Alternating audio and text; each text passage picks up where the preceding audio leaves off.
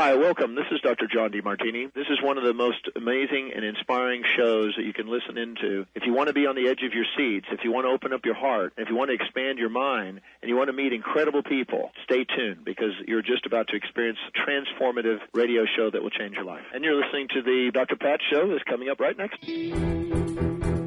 Welcome to the Dr. Pat Show. Talk radio to thrive by. Powerful, inspiring, and coming to you live, bringing you stories of people like you and me, busting through and living life full out. Get ready to dare to wonder what your life would be like if you knew you could not fail.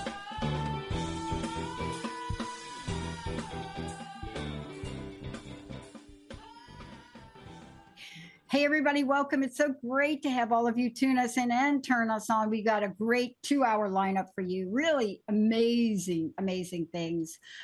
Really coming out of the gate in the first hour. I'm going to introduce Mona to you, Mona Sobhani, but I want to take a minute before I do that because one of the things we just got to keep reminding folks that one, we are changing our time slot. Yes, we've been in this time slot for almost 20 years. And we're moving to a drive time, but you'll get lots of information on that. Where you're listening to us from, you'll still be able to get us. AM, FM in Seattle, you'll be able to get us on the Transformation, our network. Don't worry about it. But it was very exciting. It's a very exciting move for us. It's something that I've wanted to do with my show. Nothing changes in our Transformation Talk Radio schedule. So I wasn't clear about that the other day, Benny. And I had to just tell everybody, don't worry, you're going to still be able to watch every show. Like if you're at Transformation Talk Radio not right now, and you're looking at that homepage, you're like looking at us. You're just seeing us. So all of that will stay the same. Now, what I love is I'm always fascinated how Linda, Mandanisa, all of these PR people that we've been working with for so long, how they line things up and give us amazing books like the one today we're going to talk about exactly when we needed to read this book. Okay, so I don't know how Mona did that. I don't know how everything gets lined up, but I do know that when I look at my life, I could never have logically with this brain mapped the life out that I have today. If I think that I could do that all by myself, oh no. So what is it though? What is it when you hear me talk about the spiritual nature of some of the events in my life? What am I talking about? Well, I'm not going to talk about them today because that's what my very special guest and author of Proof of Spiritual Phenomena. I love this. And I love we get to talk science. What do I mean by that? This is a neuroscientist discovery of what? Ineffable mysteries of the universe. I love that she has stepped forward and do this book. I know what it takes to kind of come out and say, I'm going to be about this. I'm going to talk about it. I'm going to teach about it. And you're going to hear from Dr. Mona herself on the journey and the book and so much more. But let me tell you about who she is even more. So I'm not sure how each of us gets to where we are, but you're going to hear from her. I have now been able to look back at my life and kind of put the little dots together. Like when you go out to eat and there's like this diagram of like an elephant that you can't see, but you have to like follow the numbers and then it's an elephant. But she is a cognitive neuroscientist, an author and entrepreneur. She's a former researcher we went to school very closely together, former researcher and scientist at the University of Southern California. She holds a doctorate in neuroscience from USC, completed postdoctoral fellowship at Vanderbilt and MacArthur Foundation, and learned some things. So here's what I want to say. You're going to hear, when you guys hear me talk about studying and researching the consequences of broken promises for 10 years, we learned some things. Now, unlike Dr. Mona, I have not had the courage to write a book about it. Dr. Mona, welcome to the show. Oh, thank you so much for having me. This idea and phenomenon, this book, and I just briefly told people a little bit about you, but I'm going to ask you a question I've been asking people for 20 years. I could go on about what you've done. We could pull up your academic articles. We can go over those things. We could really get into it. We're not going to, though. I don't want to scare you away. But here's what I really want to know. I really want to know what you, Dr. Sobhani, what you had to go through, what obstacles, what challenges you had to overcome to bring you to this very moment right here today. It was mostly myself. A true neuroscientist. Mostly myself and my beliefs and my concepts of the world, my worldview, what I thought about myself and what I thought of the world. I think those were probably, and I write about all that in the book, but that's, it was a transformation, and it was really just, it was sort of started off with facing my worldview, and then it ended up being a more personal transformation, I guess. Yeah, like of what I believe about myself. It ended up being like two crises rolled up in one to get here. Yeah. I love the opening of the book. Welcome to the public. Welcome to the public funeral of the old me. Something like that, right? Is that the opening of the? Yeah. Yes. Yeah. I hope you had a party. Yeah, we're still celebrating. Yeah.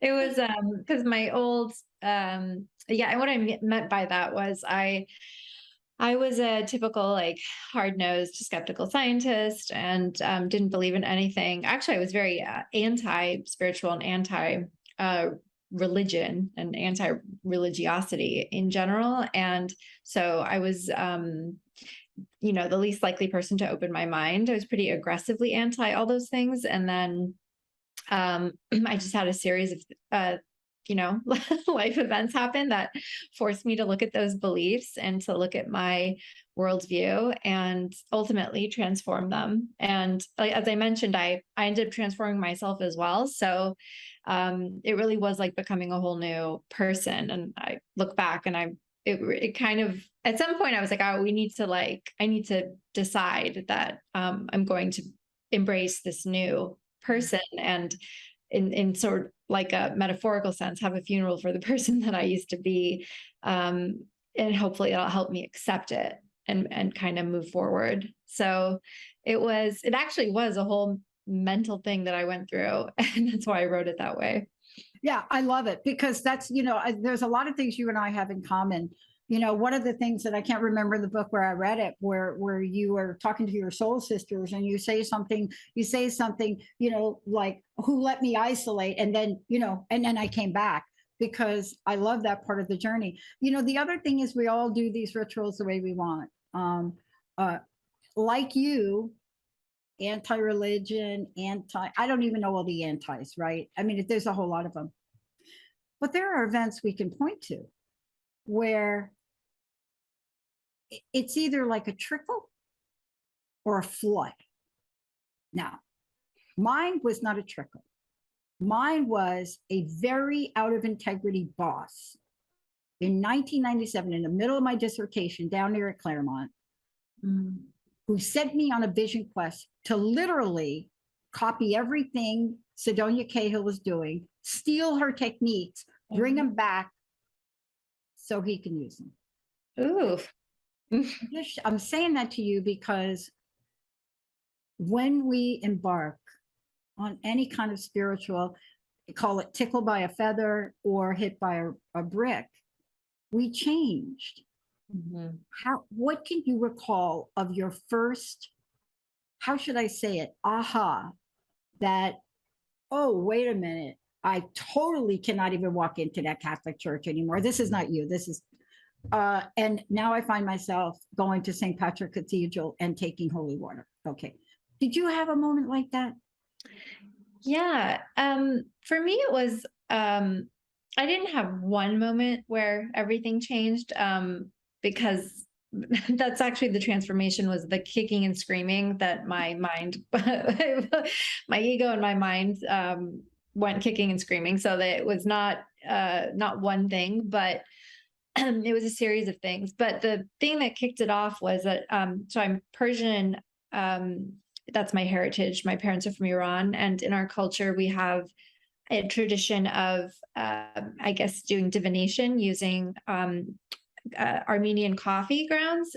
So it's like a heavier coffee. You drink it in a cup, you leave the grounds, you flip it over, it dries and turns into pictures, and then a reader can divine or intuit, whatever you prefer, things about your life. And so my grandmother was very skilled in it, and she taught my mom, and my mom was apparently very good. And so this was always going on in the background of our family parties, and people would always come over to have my mom read. And then when I got older, my friends would, like fight over who could come over for readings. And I kind of ignored it and didn't really pay attention to it, didn't really think it was real, obviously. And then when I was in graduate school, my family's from Los Angeles, so I would come home on the weekends, and she started we would have coffee together, and she would just absentmindedly read for me. And I, at first, didn't even pay attention to it, but then started noticing that the things that she said would come true.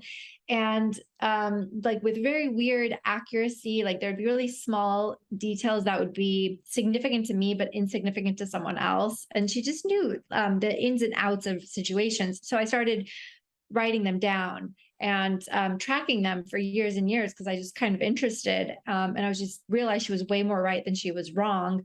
But I couldn't, reconcile it with my science, so I never bothered to try. And then in 2016, she saw a really bad thing that was coming up, and she kept seeing it for weeks, like 5 weeks in advance. And she usually doesn't even tell me about bad things, or won't warn me. But this one, she was like, "Oh, I need to warn you. I feel like I need to tell you because it keeps coming up and it looks unusual and whatever." And so 5 weeks later, one of our professors at USC was murdered by one of the students, and it was someone he had helped me with an experiment on my dissertation. Luckily, not that it matters, but I had graduated. I was still working at USC, but I wasn't in the program anymore. But anyway, and so I told her, and she was like, "Oh, it was a death. I didn't know who it was, but I knew it was going to be unusual." And so that kind of shook me, because obviously it was already an upsetting event. And then I couldn't get past how she had seen it weeks in advance. Like I was like paralyzed with fear of like, what does this mean? And what is this universe? And I didn't do anything with that, but it really shook me. And I feel like that was probably the first, like, I think of it as like seeds being planted. I think that was the first seed that kind of just shook me. And then 2 years later, I had a heartbreak, like a romance that my mom had seen coming, and it sounded like it was going to be good. And then most of the details were right, but it ended, and I was not in a great place personally. And so when I just fell into like depression and despair for the first time ever, and realized, I asked, my mom's outcome was wrong. And so then I became interested in the mechanics of the readings, and I had to figure it out. I was like, I have to know how these things work. Is there fate or destiny? Are things written in stone? Do things change? And so that was the event that really kicked off kind of my journey, like of actually investigate. Like I wanted to interview psychics and mediums and understand what they experienced. And I didn't even know if I believed anything it was true. So it was a journey to see if I believed. Exactly. Yeah. I love it. See, there's a reason I'm asking you to share this, because people are going to go back to this interview and they're going to listen to this and they're going to understand why you wrote the book you did. And I wanted people to get to know this part of you, because they can find out who you are as a neuroscientist. They have heard me talk enough about me as a researcher and what research on broken promises did to me, in a good way, but a very sad way, because I had no idea that when I studied, formerly known as psychological contract violation, a very strange word for broken promises. I studied with Denise Rousseau. But after 10 years and the way they shaped and wanted me to study this, just like you in a lot of ways in this book, quantitative, qualitative, postdoctorate, I have 1,200 pages to this day of interview notes that I can't barely look at. But here's why I ask you this. If you all are listening, go and look at this book, read the introduction, please, because what you're going to find not only what we're talking about, but you're going to find this statement. And I was so thrilled. This was a game changer I get a lot of books, but when I read this, I said, we have got to interview her. I need to know more. Right there, you go and you say something like, before we slip into that story, and we'll tell you about that, we are talking about it. You said, I thought long and hard about the inclusion of this book of fringe science findings. I love that, parentheses, because what are those other than outliers? And then I almost stopped. But then you said, but ultimately decided to include them because the evidence was strong by any normal measure of scientific standards. Congratulations for that. Thank you. People stop, Mona. Dr. Mona Wright, talk about this, because I want to talk about what we're talking about in the book now. But most people that write a book and that come from a science and research background, it was the outliers in my book that won my research awards. I would imagine it was the outliers in this book that changed you. Did they? Yeah, it was all that evidence. And so, yeah, like I just mentioned, I went on like a personal quest. I went on an interview quest to interview people. It started off that way as just for myself. I just wanted the answers. So I was interviewing people just for me. But then, it turned into this more, actual, like, let me read scientific papers, let me read books, let me talk to people doing the research. I never intended to do that. It just turned into that because as I spoke to people, they would recommend things. And I naively thought that there had been not a lot of research done on psychic phenomena. I knew parapsychology vaguely existed somewhere in the ether, but I wasn't familiar, with any of the methods or any of the work. And so, I just naively thought this hadn't been studied.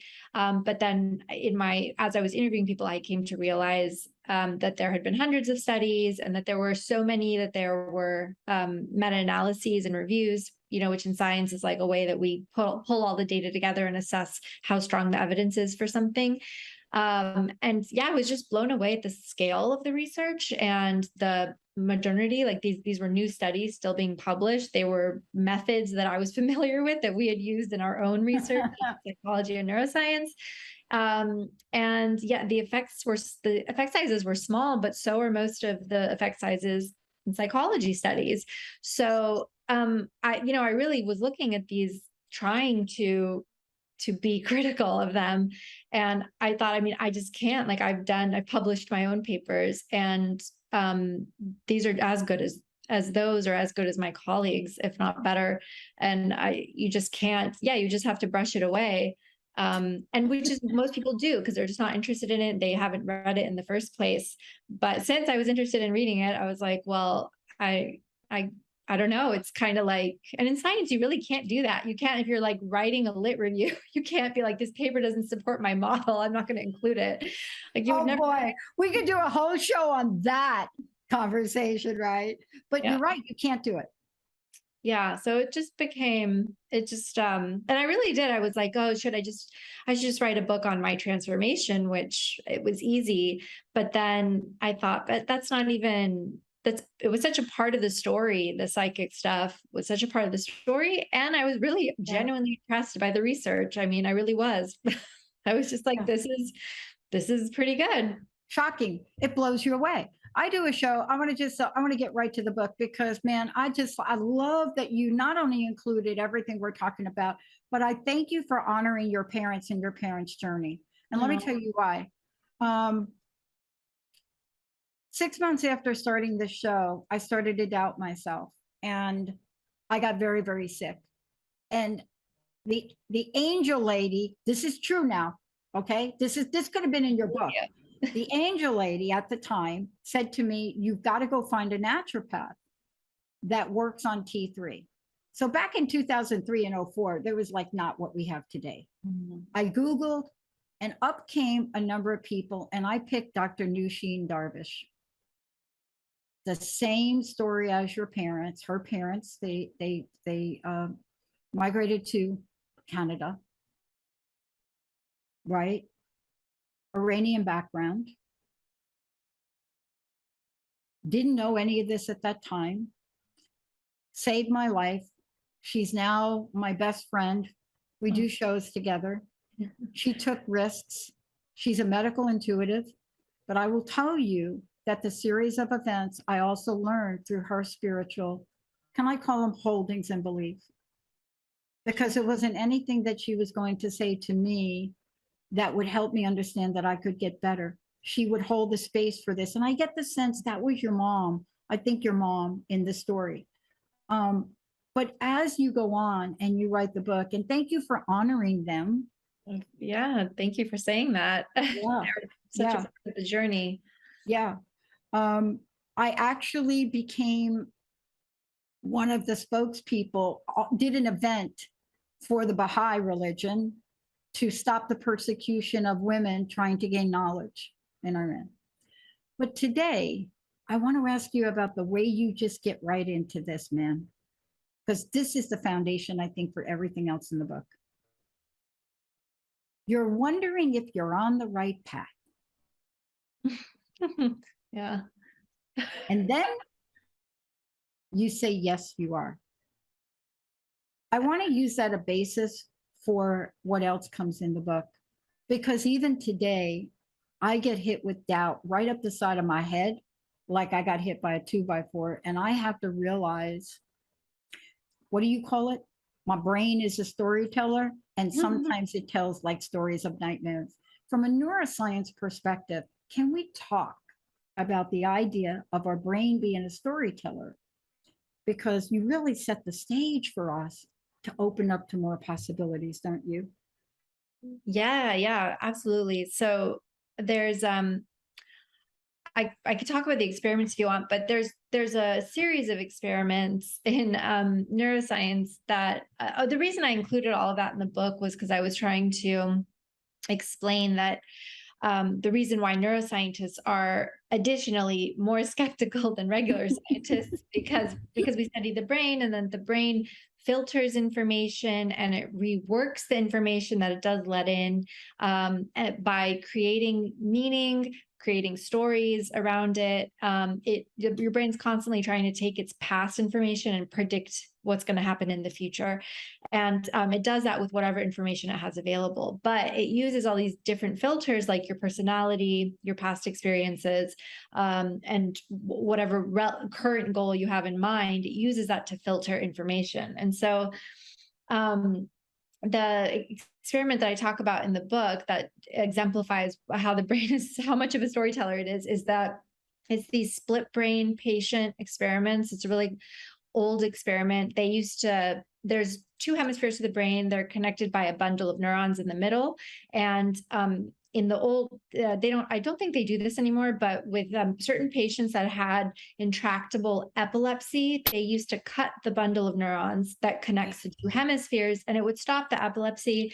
But then a range of other problems occurred. So with these patients, the two hemispheres, normally they can speak to each other and share the information that they have, but in these patients, they couldn't. So with these patients, what they would do is your right eye connects to your left brain and your left eye connects to your right brain. So they wanted to see, are the left and right brain different from each other? So they would, for example, present a word to the, let me get this right, to the right eye that goes to the left hemisphere, and then, or a picture even, and ask the person, let's say it's of a duck, and ask the person, what did you see?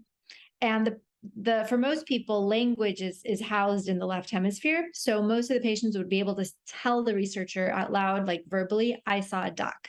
Yeah. But if they showed the picture to the other eye and it went to the right hemisphere, The right hemisphere doesn't have language. So if the researcher would ask the person, they wouldn't be able to verbally respond. They wouldn't know. But if you ask them to draw a picture, like if you gave them paper and a pen, you say, what did you see? Their mouth would say, I don't know, but their hand would draw the duck. I love this. This is so very important. And let me tell you why. Thank you for including the science in the book.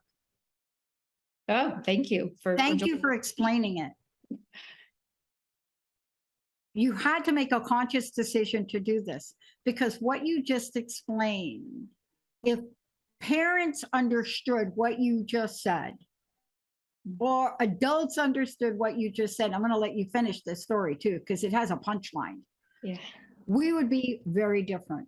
Now, the reason I was excited about it, because I'm what you call learning different. I'm also, what is the right word? Mentally different is what we call ourselves now. Remember, we used to say you're slow, you're disabled. Remember that language, right? Okay, please don't email me, you all. Look, this is what we were called. We didn't have the understanding you just talked about. So when somebody could not say the word duck, you are classified, right, as something is really wrong with you. But you see, the fact that you, as an amazing author, a neuroscientist, are able to include that science in a book like this, you're really doing groundbreaking things here, aren't you? Oh, just trying to share the knowledge, I guess. Very modest. But I love this. We're going to take a short break, because when we come back, we're going to talk about why this is important in the rest of the book. Look, I grew up, I'm a kid from New York. I grew up in the projects. I had a certain learning difficulties, but I never saw words. Even today, as you speak, I don't know if you're watching my face, I'm trying not to stare at you, but every word you say, I see images. That's why you don't do good on GRE exams, and you don't, right? Yes. Right? But you can become a great theorist. You can draw a diagram of it. I could draw a diagram right now of exactly what you said. There are millions of kids and adults now that, if they understood this, but what else taps into this? Can you be a person like we're describing and have innate, amazing, intuitive abilities? We're going to talk about that when we come back. But before we do, Dr. Mona, can you please let folks know, how do they get a copy of this amazing book, and how do they find out about you? Yeah, the book is sold wherever books are sold, but you can I link to it directly on my website, which is monasobhaniphd.com, and most of the information should be there. Yep. And those of you out there, just Google this here, Google proof of spiritual phenomena. Just Google that, and then Google neuroscience. It's going to come up. You're going to get it. When we come back, we're going to really take a deeper dive into where the journey for Dr. Mona goes. You know, what is it now where you get so excited about what you've discovered? And I love, love, love that she included this science in the book, because what happens when you then get to the question, is there a God? Let's take a short break, everybody. We'll be right back. 1-800-930-2819. If you'd like to ask a question, all of the above. We'll be right back, Benny and Jacob.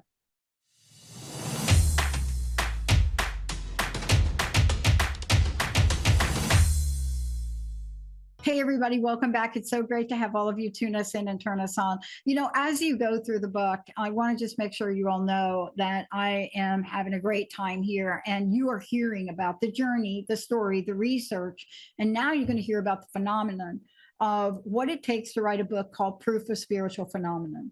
You know, this is a neuroscientist discovery of the ineffable mysteries of the universe, Dr. Mona Sobhani. Now, you all have heard me talk about what it took for me to get a spiritual measure in my postdoctorate work. Well, what it took for me is not to call it that. But here we are today with somebody that said, I have got to understand this. I am going to write about it, and I am going to write a book about it.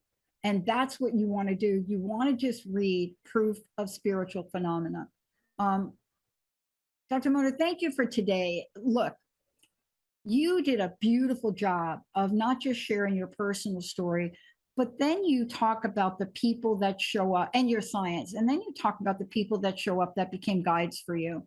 And so when I read the book and I step back and read the book and then I go back, you've literally laid out your soul's blueprint in this book and what shifts you had to make. Yeah. Mentally, spiritually, probably physically, because you wanted to tell a story. Let's talk about the story that is then told in the rest of the book, and what you found in the, I'm going to say in the research of this, because that is like, to me, that is like worth its weight in gold nuggets and alien pictures. Yeah. When I was, after my mom's reading and I decided I wanted to kind of dig into this, my girlfriends and I started going for psychic readings for fun. And they were at first, because I told them, I was like, I want to understand if these readings are real. And I had never been to a psychic or an intuitive besides my mom's readings, because I didn't actually like externally or publicly believe any of that stuff. I didn't even know if I believed it, my mom's stuff, or if it was just coincidence. And so my friends would go to psychics, and they knew one woman in LA who would turn you away if she wouldn't take your money if she couldn't read you. And she had actually turned my friend away twice. And she was like, honey, like, I can't read you. So they're like, we should go to her and then we can let's compare readings. So my friends and I kind of did this for fun. Like, we went over the course of a year to the same reader at the same time, to the same reader at different times, like different readers. And then we all had different things going on in our lives. So we compared notes just for fun. And through that, we're like, oh, there's definitely something going on here. Like, they're picking up on specific things from our past, from all of our pasts are different, like things currently going on. And so then that's when I started, oh, actually, no, I hadn't even started. I hadn't done anything with that. That was kind of the very beginning. And that was just for us to generally understand. And then in the readings, they would talk about karma and soul lessons and soul groups and reincarnation and stuff like that. And I did not have any mental framework for that whatsoever. I'd never heard of this. I just from pop culture, I heard about reincarnation, but I didn't believe in it. So I just kind of brushed it off, but I wrote it down. I recorded the sessions. It was there. And then a few months later, I was listening to Chelsea Handler had this limited series podcast on a book she had just written, and not related to spirituality at all, but randomly one of her podcast episodes, she had Laura Lynn Jackson, who's a psychic medium. She had her on the show. And then Laura Lynn Jackson started talking about the spiritual framework and like Earth as a school. We come here to learn lessons. And I kind of just perked up because I was like, oh, this like sounds familiar to what the psychics had told me, and which I had brushed off because I didn't understand earlier. So I kind of like turned up the, what I think I was listening in my car. I just like turned it up and I was like, what is she? And I kind of trying to pay attention. And then in their conversation, they mentioned in passing a book that everyone should read, but they didn't really talk about what it was, but it was Many Lives, Many Masters by Dr. Brian Weiss. And they said it was like a psychiatrist case study. So I ordered it on Amazon, not even knowing what the book was about. I just thought it was a psychiatrist case study. They said everyone should read it. I ordered it. It arrived, and then I started reading it. And then I was like, what am I reading? This is so weird. And I was my old self. This was old me. So I was reading it and I was like, what is this? Like, this is kind of ridiculous. What is this guy talking about? But I finished the book, and that was the third time the spiritual framework was in the book.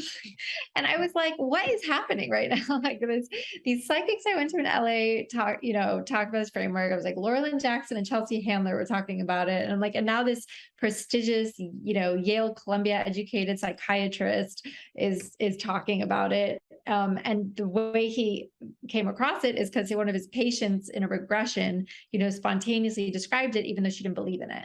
So anyway, to me as a scientist, that was like 3 different data points. And I was kind of like, this is strange. And it kind of just piqued my interest because it did help me mentally reframe. So I was obviously not going through a difficult time in my life.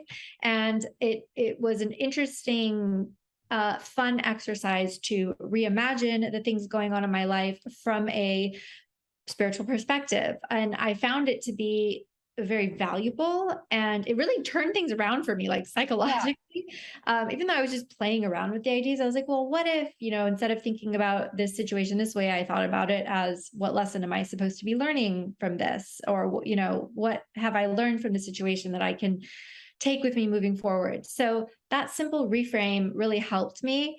And I was surprised by it. And then, like I said, I had an identity crisis because I was upset by it. Because I was like, no, I'm a scientist. And my identity was, no, I'm anti-spirituality. This can't be helpful. Like, I've spent my whole life raging against it. But it was so helpful, and nothing else had helped up to that point, that I, eventually had to just accept it. Just like, and I think it got to a point where I was living in dissonance for a while, where in my head, I was like, this is really helping me, but I think publicly I still wouldn't admit it to anyone. But that book made me really interested, because not only was it just fascinating that he had laid out the spiritual framework, but it turned out that the regressions were very healing for people mentally, emotionally, and physically. So I went and read all his books, and dug into the whole past life regression literature. Roger Wolger, Michael Newton. I read all of the books. Wow. I was just fascinated. And then, of course, that led me to of course, past life regression is not something, the best thing you can investigate scientifically, like with scientific rigor. Right. But I wasn't looking for that at that point. I was just interested in the stories. But that was a jumping off point, for later to read the reincarnation literature and near-death experiences. And that kind of led me down this rabbit hole of other books on other worldviews, other philosophies, other spiritual frameworks. Yeah, it's like breadcrumbs, isn't it? I mean, it's like, you ever hear the look, the reason that you're able to do this is because anybody that's ever gone through the rigor of research that has to be approved by a board, and I don't want to bore people listening to the show with that, but there are hoops you must jump through, especially even if you are taking information from other ideas, other people, other stories, other notations, other citations. Everything is approved. Everything has to be done. That's why I'm so excited about what you did. But to go from where you are to where we get to at the end of the book is exciting. Here's what I want to ask you about. Yeah. I know for me, there were certain things I expected from this research. And in the middle of it, I get sent on this 10-day vision quest, right? Why? I mean, think about it. I'm in school, I'm doing this high-powered consulting up here. My boss is flying me back and forth because somebody thinks I'm invaluable. Going down to Claremont, my schedule works out entirely without a hiccup for 6 years. Impossible, right? I mean, you know it. But in the middle of it, right before I had to actually start my stuff, a 10-day vision quest in the desert, like with snakes. Okay, so here's what I want to ask you, because I only have one way to explain that, and it's not logical, it's not science, and it's not linear. But as you went through and you look at the rest of the book and the stories you included, there have to be somewhere you said, oh no, did that really happen? Oh, Are any of the which ones come to mind without giving everybody the whole book? yeah. Right. But I know there were some things that shifted me and changed me on that vision quest, which I couldn't explain. And it took me a really long time to talk about. I couldn't even talk about the experience. And then when I did, I had to read it. I couldn't talk about it. I had to read it. Mm-hmm. But one of the things in my journal said, how a turkey vulture saved my life. What's your turkey vulture here? So at first, I as a scientist, I was digging into the scientific literature after I read those past life regression books. I was like, all right, let me dig into the psychic, the studies. And I was still in this I believe, I don't believe phase for a very long time, because even if you read the studies, you're kind of like, oh, contradicts my worldview. It's hard to accept. So then what pushed me over was the personal experience. So as soon as I started to open up to this, you know, the spirituality. And I've always been a meditator actually for many years, but I started, you know, like, I think I talk about this one in the book, but set an intention when I was meditating to like allow, you know, something significant from the next few days to come to me. And so like I had one of those precognitive visions that came true. And I mean, when you have a moment like that, it's, you know, it's so powerful. You have goosebumps, like you're so shook, you don't even know what just happened. Like, you know, you're like, oh, I read the scientific papers, but this is different experiencing it. I mean, that was one of them. And then I think the one I talk about at the end of the book, this was one of those moments where I like just chills from head to toe. And this was at the very beginning, right after I had heard, I think I heard Chelsea's podcast, and Laura, that whole thing was in September. And I like ordered Many Lives, Many Masters in October. And in December, my group of friends was going, we were meeting at a restaurant for dinner for a birthday. And my friends texted me on the way. Oh, and I had asked the universe for a sign. So I was like, all right, I'm going to try out this spiritual thing, you know. And I had kept asking for signs, but I would forget the sign that I chose.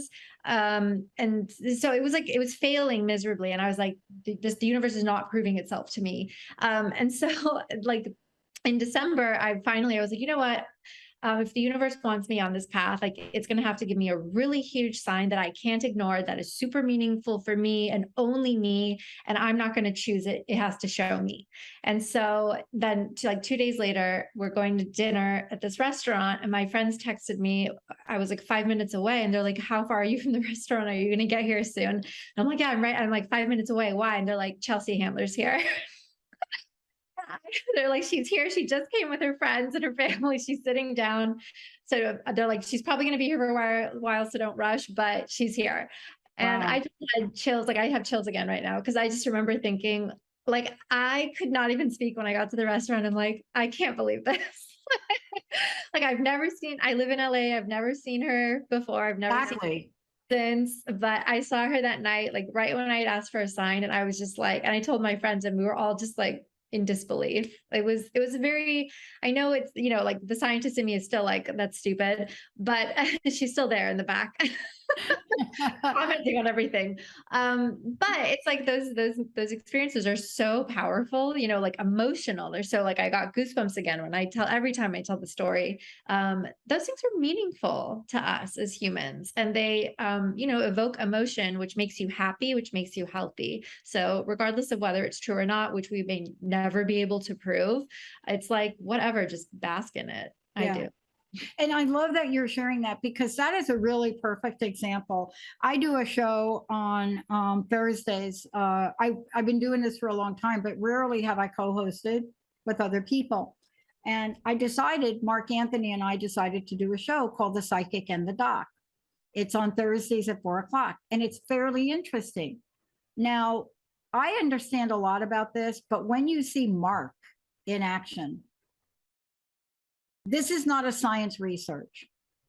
I don't know what he's doing or how he's doing it, but when he talks to a listener and says, somebody's coming through, and I keep smelling roses. But it's roses and metal. And he goes through, and then the person says, oh, that's my father who loved Guns N' Roses. I'm like, what? So part of this is realizing, after reading your book, that we have this phenomena in our own lives every day of our lives. And I love that you asked for a sign, because I ask for signs all the time. And my recent sign is this squirrel right over there, right? I'm doing a show from home today because I had to get a little surgery on my foot. And I got this little squirrel for the entire Monday, Tuesday, Wednesday doing a show. This little squirrel loves to come up, pop up, sit on this and staring at me. But let's talk about in the last minutes we have left, because what this book does is it helps people understand the phenomenon that may be going on in their own lives, just like you sharing your story, right? And I have a sense that was really important for you to create this book with these stories, with the science, so people can figure out that we're getting information please look at how you might use it. Was that part of your vision for this? Yeah, that's part of it. I had a lot of reasons for writing it. I think, as I mentioned, my personal transformation and journey was so excruciating for me because I was very judgmental of myself and others and arrogant and all those things. And so it's just interesting from like a psychological personal transformation thing for me. It was really difficult, but super valuable. And I think everyone should do it. And I think that I think the other aspect, the more spiritual aspect, was that as I mentioned, I found that spirituality was very valuable and helpful. And so since then, I've dug into other research, showing like it's actually good for your health, for a number of ways.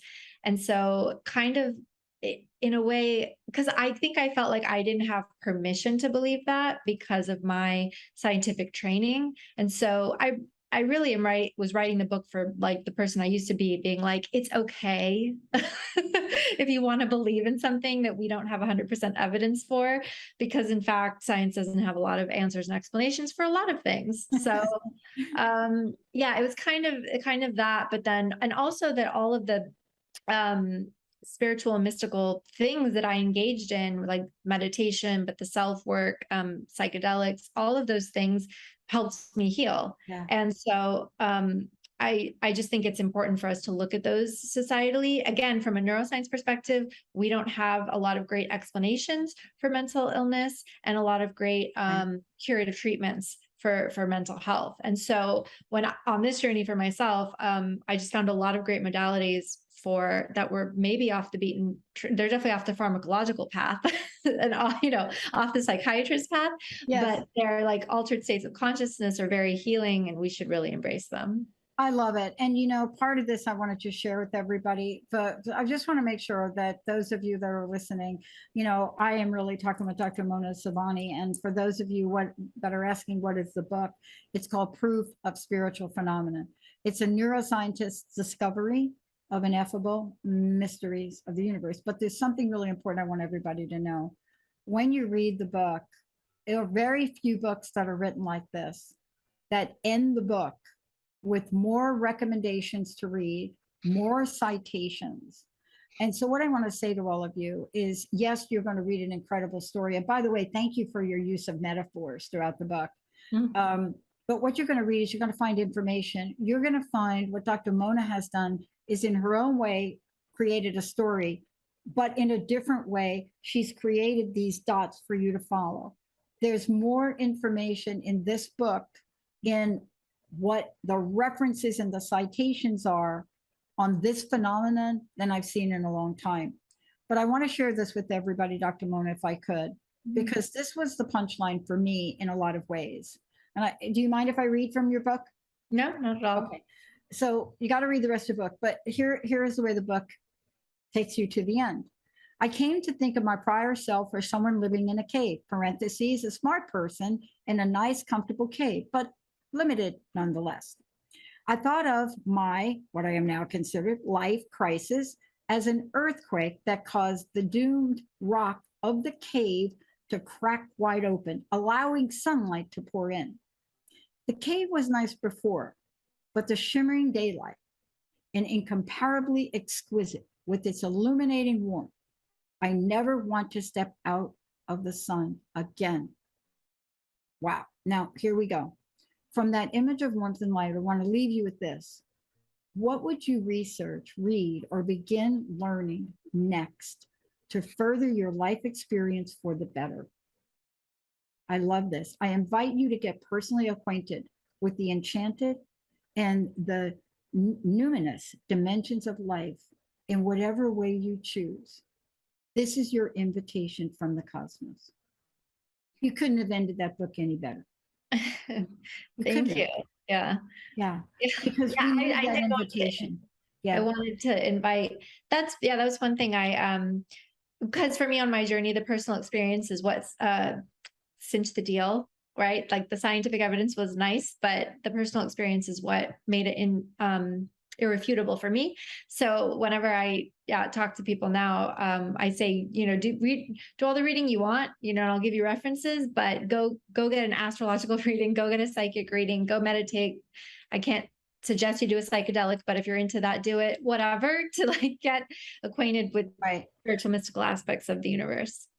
And thank you for doing that. The other thing I want to thank you for is a beautiful invitation to people. I would love to have you please tell folks how they can find you, how they can get a copy of the book. And then I'd like to know your personal message, what you'd like to leave us with today.